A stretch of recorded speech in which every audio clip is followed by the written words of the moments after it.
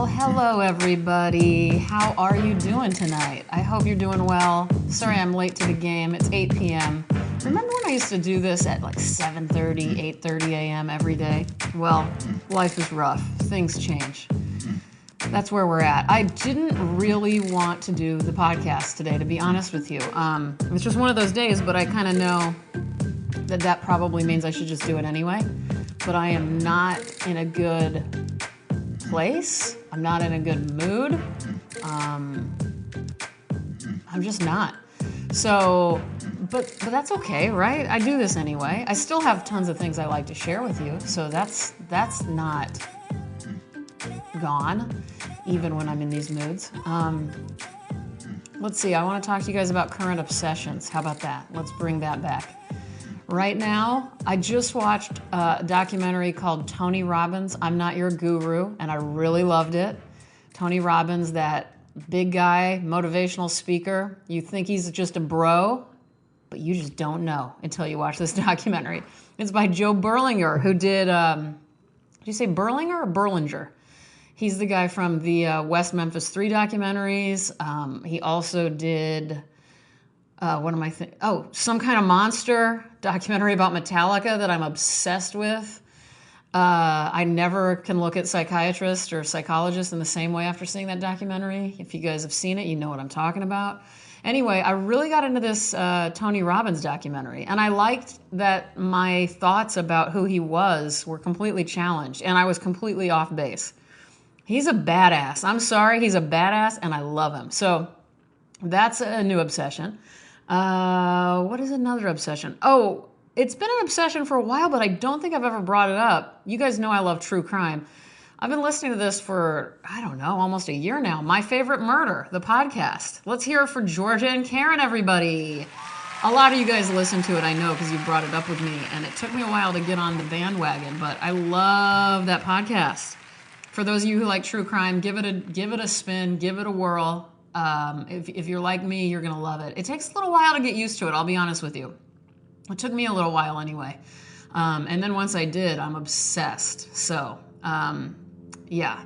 What else? Chicken nuggets, love them. I haven't been, that's like a depression food for me, like frozen Tyson chicken nuggets. Although I don't think we have Tyson here in California. I can never find Tyson, the regular old Tyson chicken nuggets. Oh, I love them, and I love crinkle fries, and all right, so that's it. Those are some of the obsessions currently. I am working on some big drawings, many big drawings, actually, so there's that. I am cold. My hands are freezing. I've been wearing fingerless gloves when I go out of the house. They're leather, black leather fingerless gloves. I look like a mess consistently and constantly. My hair is disgusting. My P.O. Box guy, Michael, who I love, he told me my hair looked good today, and I was shocked because this is the dirtiest and grossest my hair's looked like in a long time. Anyway, let's move on to what I'm going to be reading to you. I actually have a little switch. I'm going to switch up the game a little bit here. I am not going to read you anything. I might read you like a short 3-line poem at the end, but I can't believe I haven't done this.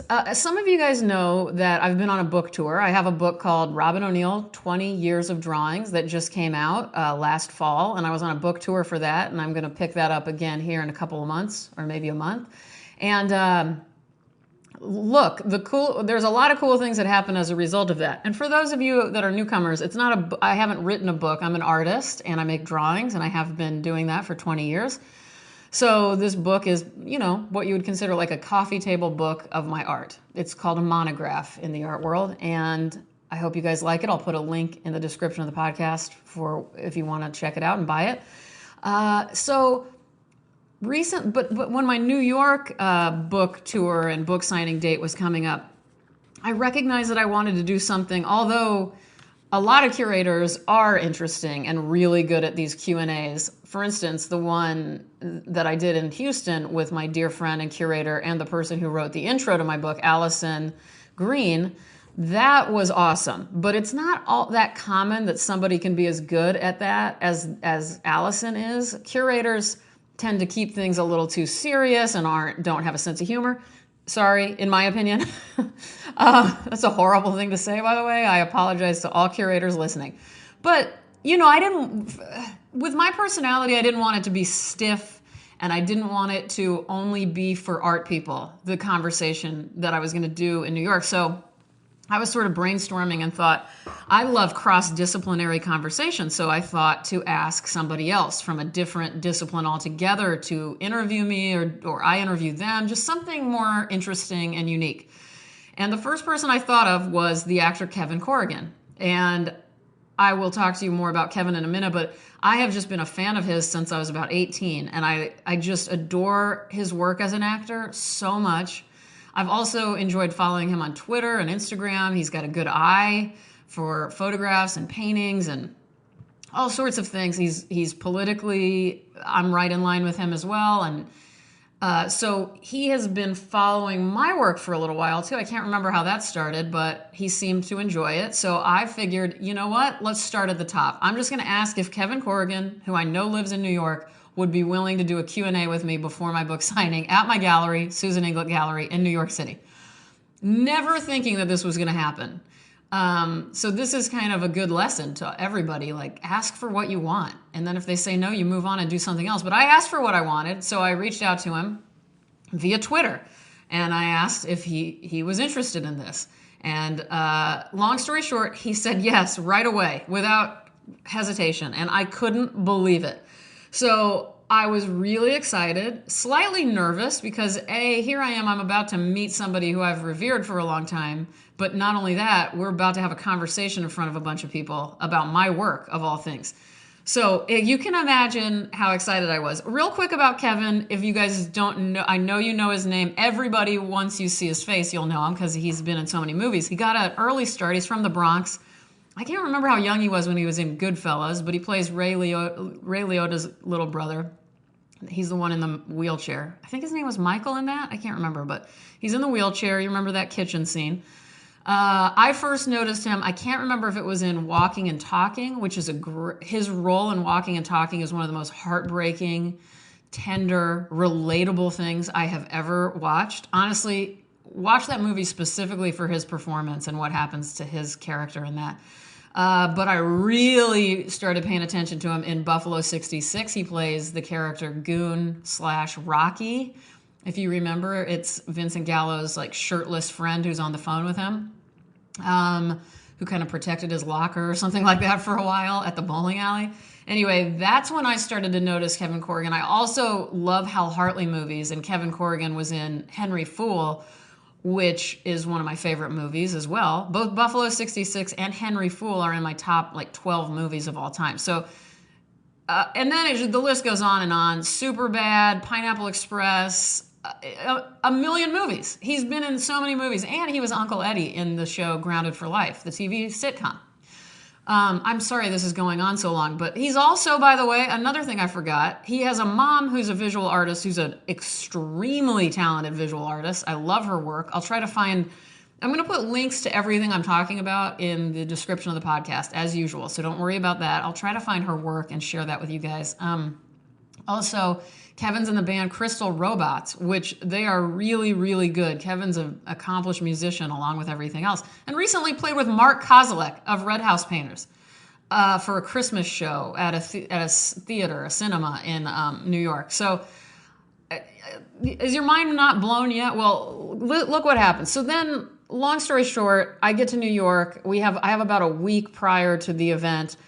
And Kevin and I are talking on the phone and figuring out what to do. And I just can tell and trust Kevin is going to do fine. No matter what we were going to do, I was going to be happy with it, seriously. But he went above and beyond. And you can view this entire interview if you'd like. So I'll put the link on there too. But I'm going to play for you the snippet that was probably the most, besides very personal things for me, in my family life and relationship life, which I can't ever top anything, career-based or whatever is never going to top that. But I can tell you I've never felt anything like I felt in this moment that you're about to hear for a lot of reasons, and I think you'll probably be able to understand why. You guys know I make drawings, so I title all of my drawings. A lot of my drawings have really long titles. I take the titling of my work very, very seriously. I'm obsessed with titles of movies, poems, books, art, albums. I think a lot about titles, a lot. And I come up with titles to books I'll never write all the time. I just love titles. And I didn't say this to Kevin at all. Kevin came up with this on his own. He said that he was very taken with the titles of my drawings. So he decided to type them all up in a document. And then he rearranged them and created this poem out of my titles. And if you listen to this podcast regularly, you know that I loved found poems like that, or I like piecemealed poems, or poems that are generated from other, from spoken word or something. For instance, my favorite book, one of my favorite poetry books, is that Erratic Fire, Erratic Passion, the poetry of sports talk, which I've read on here a lot, where they are poems taken from the pre and post game interviews of professional athletes. Kevin didn't know any of this. Kevin doesn't listen to my podcast. He did not have any clue that this is something I'm a huge fan of. And then also, I never hear my poems spoken aloud, ever. I write them, I write them on the back of my drawings, and they get sent off into the world, and nobody's ever like, hey, Robyn, you know that drawing, these final hours embrace at last, this is our ending, this is our past.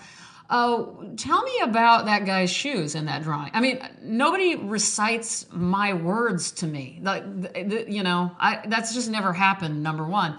And especially in front of everybody who came to this event, which thank you, Susan Inglett, thank you for putting this on. Kevin Corrigan, Jesus Christ, thank you for doing this for me. What I was trying to say was this was a highlight of my life beyond any comprehension. Honestly, I had to look at my friend Adam. Hello, Adam. I had to look at Adam, who brought me pickles, by the way, because Adam is amazing. Adam Baker, great photographer, great friend, great human being, tallest man I know.